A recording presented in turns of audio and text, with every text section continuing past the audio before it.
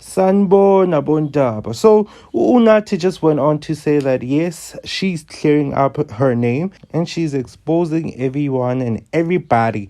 And in this case, we're gonna be talking about her friendship with Somizi Mhlongo. Hi guys, kuningi nje enengiyiwani. Unathi says that Somizi was caught being a fake friend because through her divorce with her husband, Somizi never supported Unathi through it, but instead went on to take her ex-husband's side, basically saying that Unathi is the wrong one in this acrimony situation. Aibo, like tit for tat, she did the same thing also and never attended Somizi's wedding. Through that happening, Somizi was talking about Unathi bad-mouthing her on his show just to make himself feel superior. Batong, Njani, when you were the one who never became a friend when a friend needed you, and instead you became friends with the ex-husband. Pella, it's worrying. That situation is worrying, guys. Angaz. Anyways, let's talk about this one in the comments section.